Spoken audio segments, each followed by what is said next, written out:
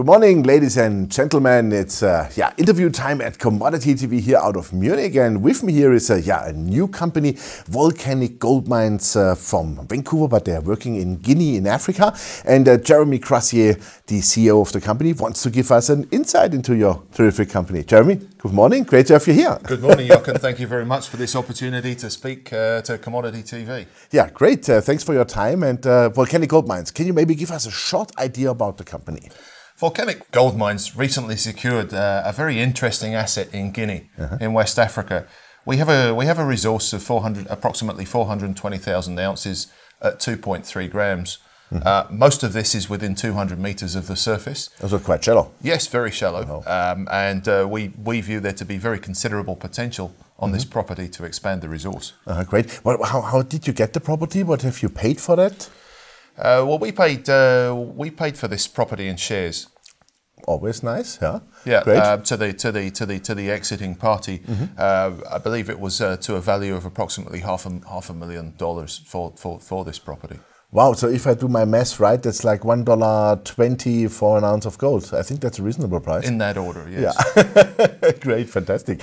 Of course, you are an exploration company by now, and you are doing exploration. What is going on the property now?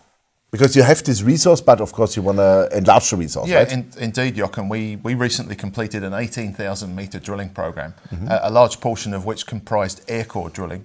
Air core drilling is a very simple, cheap, rapid technique that allowed us to explore the first 40 meters from the surface. Using this technique, we've been able to define a very significant array of targets that will place us to complete our next round of resource drilling.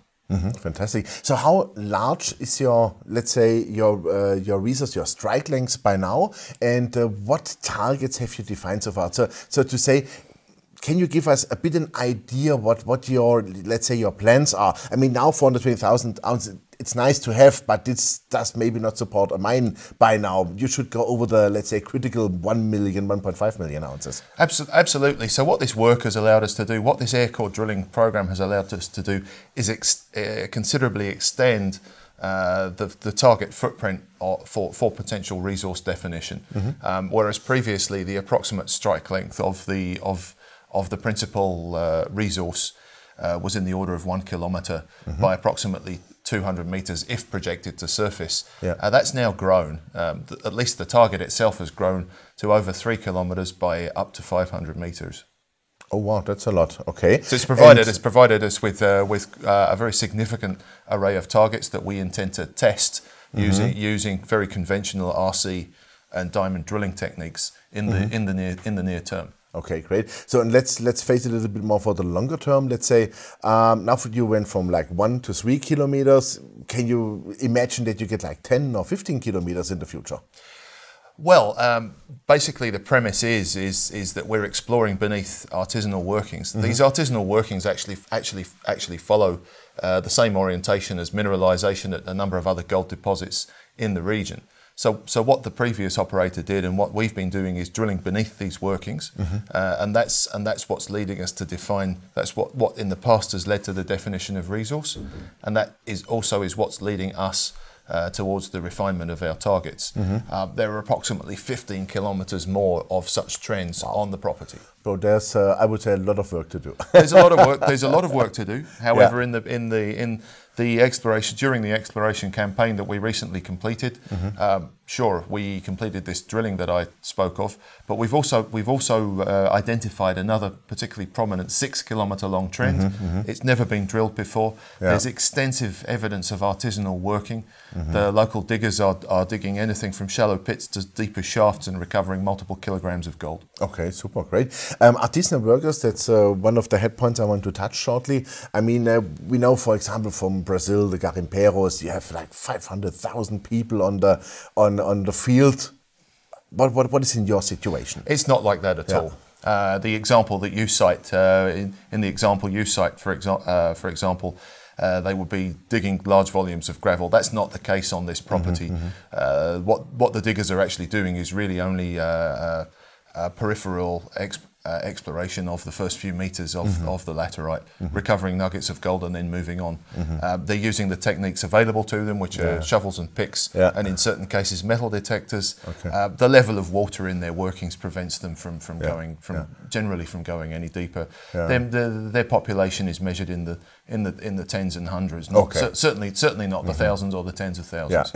No, but what I mean is also, I think they are a great indicator where the gold is. For you guys, they do for free, I call it exploration, on the one hand, and on the other hand, I'm pretty sure, let's say for a future production or whatever happens with your company then, I'm sure you can employ them. You have good workers, right? All of those things. All of those things. The work that they do provides a very useful window into the geology. It certainly has helped in guiding our programs, although we are, of course, applying modern scientific methods to exploration as well. We enjoy a very good relationship with our local communities. Fantastic. It's of course, when conducting mineral exploration, it's relatively labour intensive, so there's good scope to hire members of the local community, and that's exactly what we do. Great. Fantastic. So you have good relationship with the locals. How is it, let's say, like a community, like a state, federal level? Well, on two of our principal permits, we're in joint venture with the government of Guinea, and we enjoy a very efficient relationship with them. Super, great. And we're in regular discussion, and it's very cordial.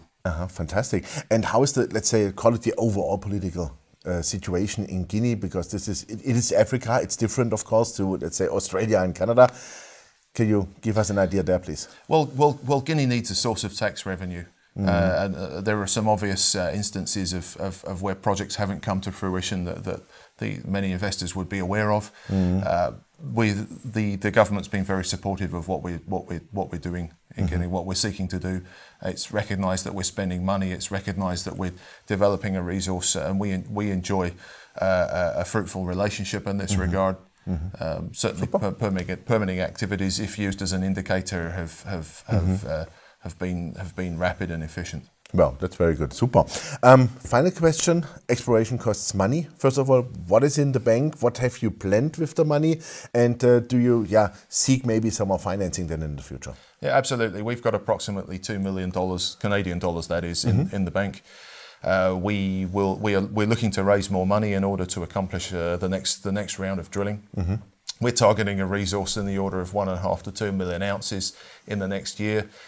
In order to do that, and while at the same time preparing the next series of targets for a subsequent round of exploration that would take us to another 1.5 to 2 million ounces, we're looking to raise approximately $5 million.